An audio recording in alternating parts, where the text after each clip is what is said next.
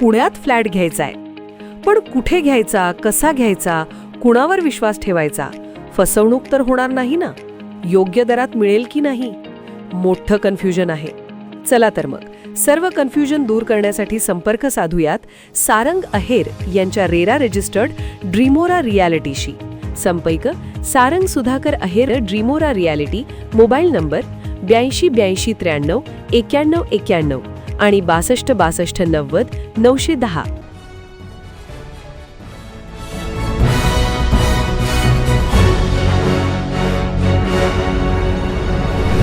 आपण पाहत आहात BCCN न्यूज. मंत्रालय कॅन्टीन तपासणीवरून आमदार संजय गायकवाड आक्रमक. सर्व शासकीय खासगी कॅन्टीन्सवर धाड टाका, आमदार गायकवाड.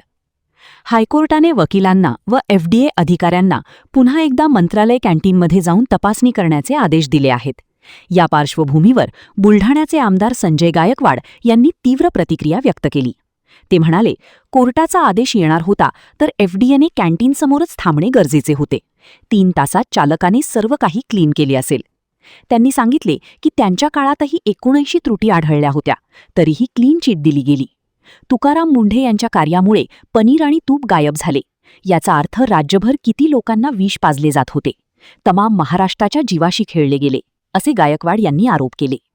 त्यांनी मागणी केली की हायकोर्टाने महाराष्ट्रातील सर्व शासकीय व खासगी कॅन्टीन्सवर धाड टाकण्याचे आदेश द्यावेत. दर 15 दिवसांनी नियमित तपासणी झाली तरच नागरिकांचे आरोग्य सुरक्षित राहील. हायकोर्टाचा आदेश आज येणार होता हे जर FDAच्या अधिकाऱ्यांना माहीत होतं तर त्यांनी कॅन्टीन समोर थांबायला पाहिजे होतं. त्या आदेशाची प्रत हाती घ्यायची आणि मग 1:30, 2, पावणे 2ला त्या ठिकाणी जायचं. त्या 3 तासामध्ये तर कॅन्टीन त्यांनी क्लीन करून टाकलेली आहे. म्हणजे एक प्रकारे त्याला हिंट दिल्या गेली की आम्ही येऊन राहिलो, तो साफ करून ठेव. आता ज्यावेळेला आमच्यासोबत जो प्रकार घडला त्यावेळेला FDAने 79 त्रुटी त्याच्यामध्ये काढल्या होत्या. मग अनेक आमदार मला नंतर भेटले की आमच्या तळात कॉक्रोच आले, आमच्या तळात उंदीर आले, कोणी म्हणे आमच्या तळात पाल आला, कोणी म्हणे केसाचा बुसडा आला. 79 त्रुटी काढल्यानंतर त्याला 2 महिन्यात क्लीन चिट कशी मिळते? आणि हे जे चाललंय केवळ हायकोर्टाने किंवा सरकारने मंत्रालयातली कॅन्टीन म्हणजे महाराष्ट्रातलं सर्वोच्च स्थान, तिथं ही अवस्था आहे तर राज्यभरात काय परिस्थिती असणार आहे? आज अचानकपणे तुकाराम मुंढेंच्या कारवाईमुळे मार्केटमधलं पनीर गायब झालं, मार्केटमधलं तूप गायब झालं, ओरिजिनल दूध गायब झालं, जे काही नकली दूध ते गायब झालं, लोकांना मिळत नाहीये. याचा अर्थ राज्यभर तुम्ही किती लहान लहान लेकरांना विष पाजून राहिले होते, वयोवृद्ध लोकांना किती तुम्ही पनीर आणि तूप खाऊ घालत होते.